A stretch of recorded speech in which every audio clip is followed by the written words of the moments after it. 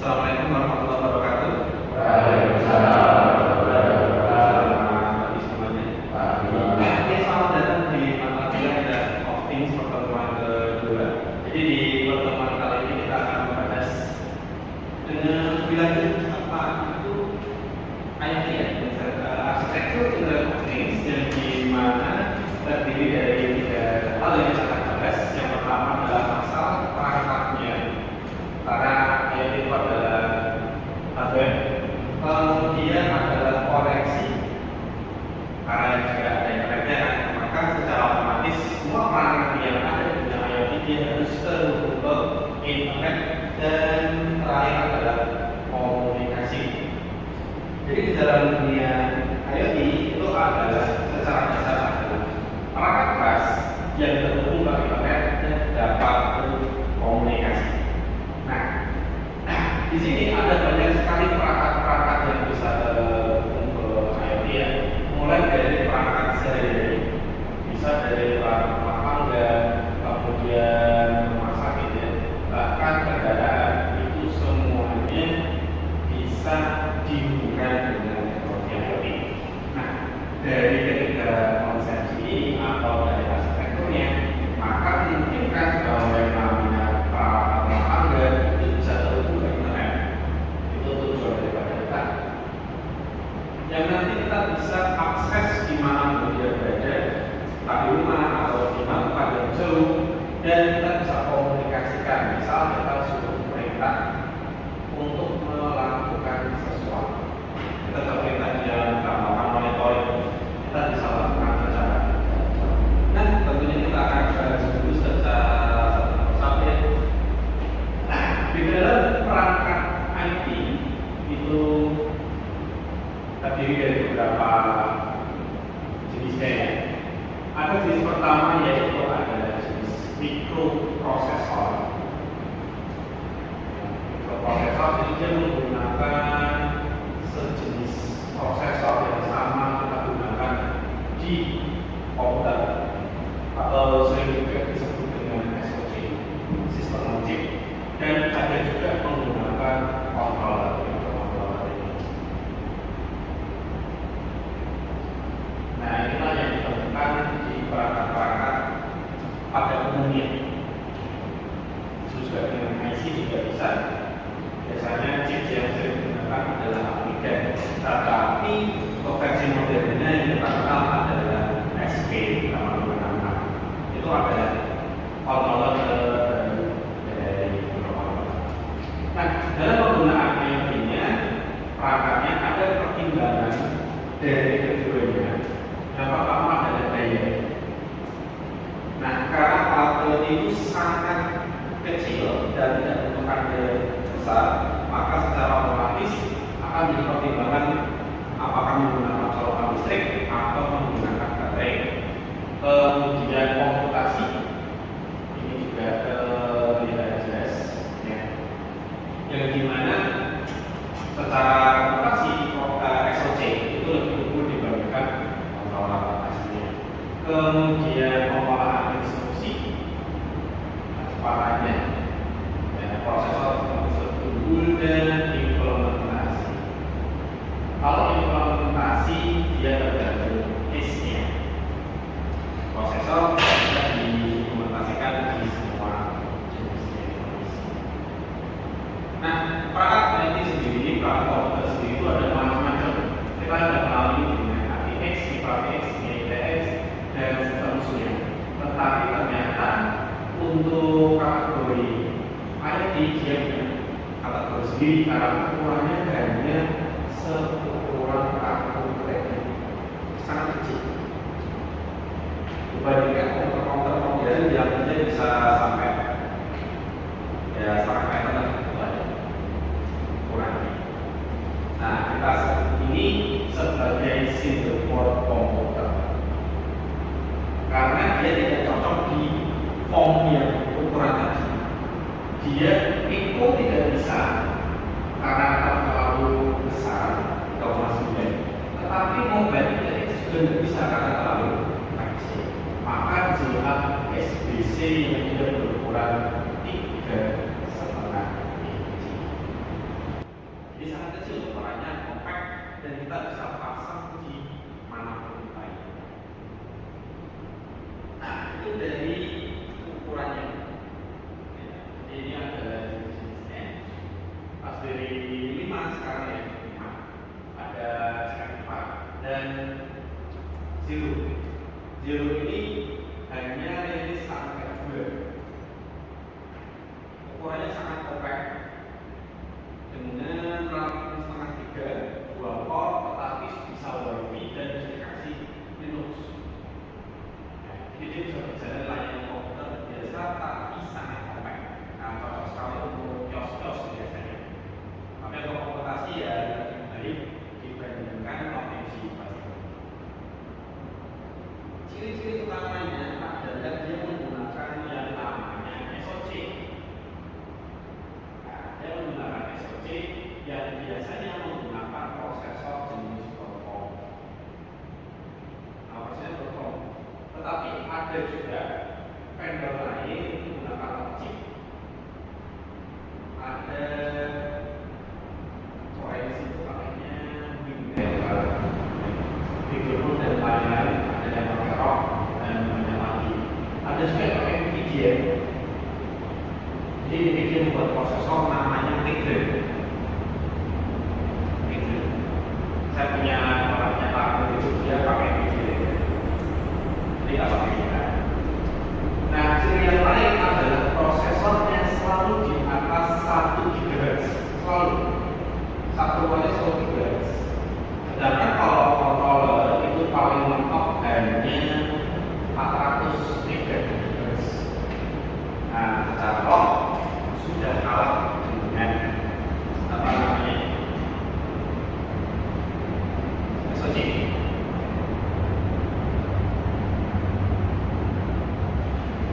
Nah, ada arsitektur lainnya yaitu adalah microcontroller ya, yang dimana dia portnya lebih rendah, tergantung ya, karena ada 133, ada yang 400. 400 itu sudah sangat cepat sekali untuk melaksanakan instruksi sederhana. Nah, untuk koneksinya sendiri, koneksi semua perangkat IoT itu bisa dikoneksikan dengan dikenal WiFi, Ethernet, tapi jarang sekali ya Ethernet, Bluetooth dan LoRa. Ethernet, DT dan LoRa. DT ini sudah kita kenal sekali ya, karena dia bisa terhubung ke hotspot. Kita bisa bikin hotspotnya sendiri, lalu secara otomatis perangkatnya terhubung ke internet. Ethernet jadi kita pakai kabel, tapi Ethernet ini jarang sekali kita gunakan kalau perangkatnya kecil, kayak SP itu nggak bisa. P0 bisa kalau pakai aksesoris. Nah, jadi kalau perangkatnya kecil nggak bisa kayak tadi ini. Nah, kalau ini kan nggak bunyi, tapi kalau yang full spec itu bisa pakai FM. Tapi yang lainnya nggak bisa, harus pakai extension. Bluetooth hampir semua Raspberry punya versi 4-5, tapi ESP hanya tersedia di SP32 ke atas. Dia punya Bluetooth. Dan LoRa ini hanya tambahan extensi. Dan permasalahannya ekstensi LoRa ini lumayan mahal, jadi sangat jarang sekali kita pakai kecuali di kondisi tidak ada internet, pakainya LoRa. Nanti akan dijelaskan. Nah, untuk koneksinya selalu ada pilihan antara WiFi, kabel dan kabel. WiFi, Bluetooth, LoRa itu adalah kabel. Sedangkan kalau Ethernet adalah kabel. WiFi itu terkenal karena bisa mencapai jarak 100 sampai 300 meter. Ethernet itu 100, tapi ada kabelnya lebih dari itu sampai 300.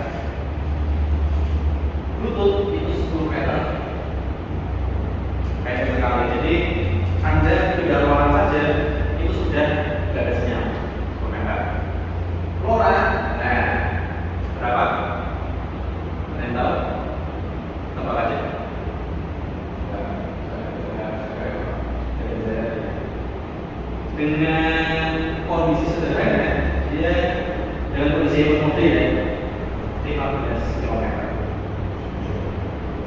Jaraknya jauh sekali. Jadi Anda pasang di Ungaran, sinyalnya bisa terima di kaki bumi.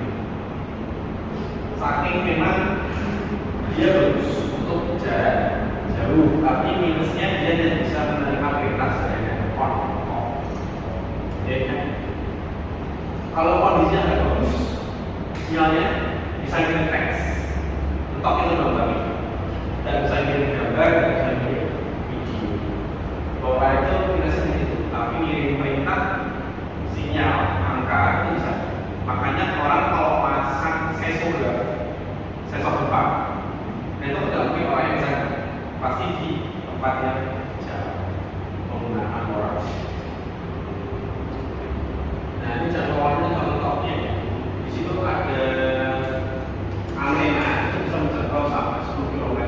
Dan kita beruntung di Indonesia ada platform ini, tetapi masih dikuasai satu vendor. Jadi untuk platformnya yang saya bilang murah, tambahannya murah. Berapa ya? Sekitar 200 dapat 5 orang. Tapi di seluruh saya dalam Indonesia tidak bisa, tapi Semarang sudah bisa. Satu jumlahnya sudah bisa.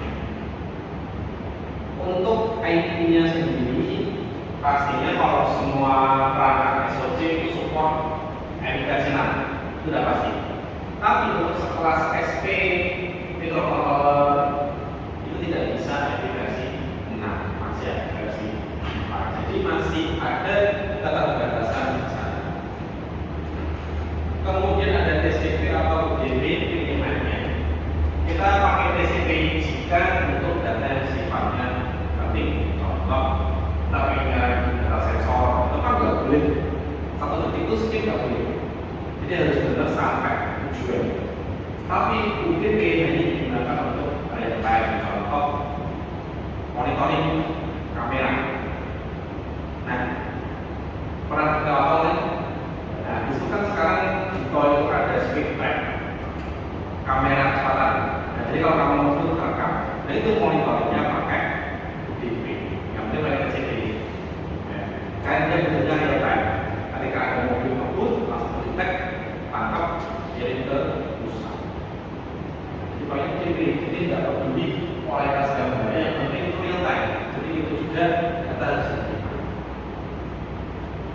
Nah ini tampilannya, saya rasa ini sudah ada kuasai di Japon ya, harus sudah diajarkan. Dan komunikasinya, caranya. Nah kita tahu ya, komunikasi itu menggunakan dua metode, client server dan PTP. Client server itu adalah model yang biasa kita gunakan. Kalau di IoT kita punya servernya, dan alat kita itu adalah client. Jadi ada server, contoh Blink, Aeon, kemudian ada Routing Speed, itu server. Dan perangkat kita adalah client-nya. Jadi dia mengupload data di sini. Ini ada server, ada client. Kemudian ada peer-to-peer, jadi sesama perangkat IoT ini dia bisa pertukaran data. Nah, itu kita kenal. Di Jepang juga terjadi sama.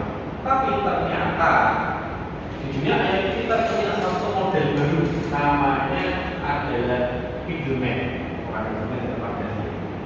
Tapi tekniknya itu kayak middleman. Ada orang tengah. Di sini nama protokolnya adalah MQTT. Sistemnya adalah orang tengah. Jadi ada yang namanya publisher P dan subscriber. Ya ya, gabungan antara ini. Publisher itu adalah perangkat IoT-nya. Misal saya punya 3 perangkat IoT dengan fungsi yang berbeda. Dan ada subscriber, user yang ingin melihat datanya. Nah, mekanismenya tidak langsung seperti ini, sama seperti data sebagai. Di sini ada orang ketiga yang namanya broker. Nah, broker itu kita kenal sebagai apa ya? Kalau jualan dengan itu, pemula. Nah,